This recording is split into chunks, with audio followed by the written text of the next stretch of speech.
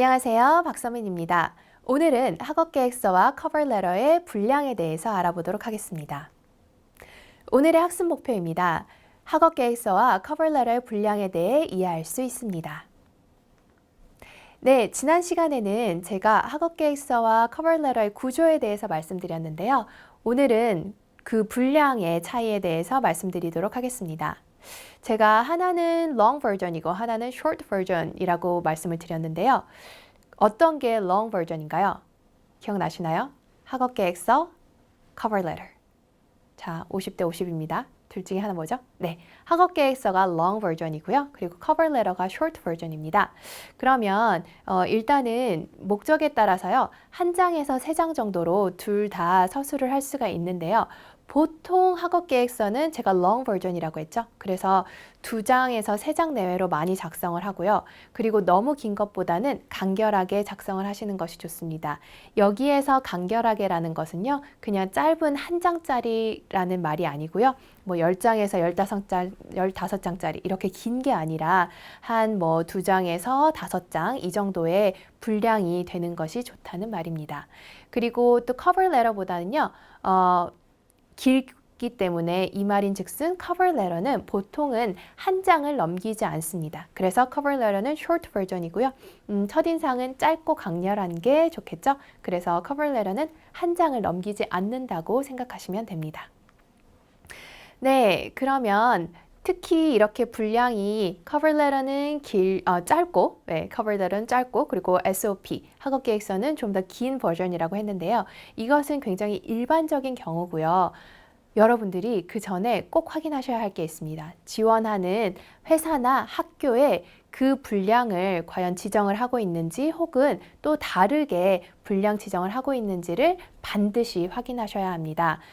분량 내용이 정해져 있지 않으면 제가 앞서서 말씀드린 것처럼 cover letter는 한 장을 넘기지 않고 그리고 SOP, 학업계획서 같은 경우에는 3장에서 5장 정도 혹은 뭐 6장까지 가능하겠죠. 그렇지만 너무 길지는 않게 이렇게 작성을 한다고 보면 되지만 예를 들어서 어떤 학교에서 특정한 단어 숫자를 제한을 한다거나 이런 경우가 있습니다. 그렇기 때문에 반드시 지원하고자 하는 회사나 학교에 확인을 하시는 것이 필요합니다.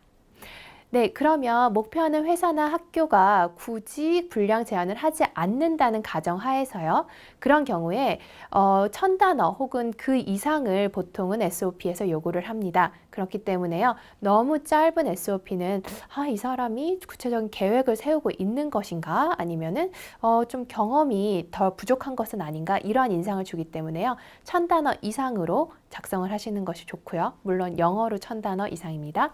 그리고 또 학교마다 또 학과마다 단어 제한수 혹은 추천하는 단어 수가 있으니까요. 역시 학업계획서의 단어 수는 본인이 지원하는 학교 홈페이지에서 제시한 가이드라인이 있다면 꼭 이것을 확인하셔야 합니다. 그리고 커버레터는 회사마다 차이가 있을 수는 있지만 대부분은 4-5개의 짧은 문단이 들어간 한 페이지 이내의 간결한 편지라고 생각하시면 됩니다.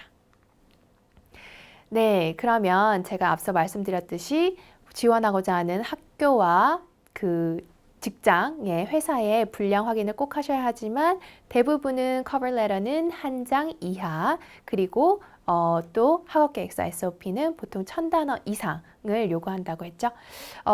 이 분량에 상관없이요. 서론, 본론, 결론을 가진 에세이 형식을 만드시는 것은 중요합니다. 이렇게 에세이 형식으로 작성하는 학업계획서는요. 대개 글자수 제한이 있기 때문에 글자수를 기준으로 1대 3대 1의 분량을 나누는 것이 좋습니다. 예를 들어서 뭐 1000단어라면요.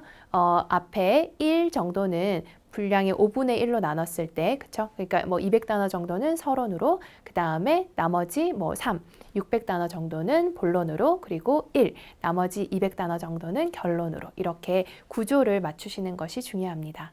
그리고 커버 레터 같은 경우에는요. 편지 형식이지만 편지의 내용도 학업 계획서와 마찬가지로 서론, 본론, 결론으로 구성할 수 있습니다.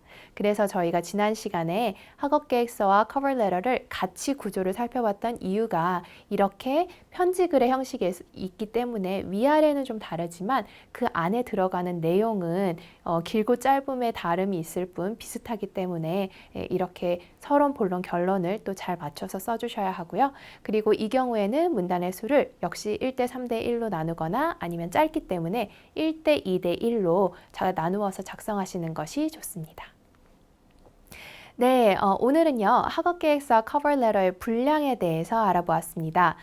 보통의 학업계획서는 1000단어 이상으로 이렇게 자세하게 서술을 해주시는 것이 좋고요. 그리고 커버 레터 같은 경우에는 형식을 잘 맞춰서 한 장짜리로 첫인상이고 첫 서류이기 때문에 짧고 강렬하지만 좋은 인상으로 남겨야겠죠. 이렇게 분량에 대해서 알아봤고요. 다음 시간에는 학업계획서와 커버 레터를 쓰기 전에 준비해야 할 첫 번째 사항에 대해서 알아보도록 하겠습니다. 감사합니다.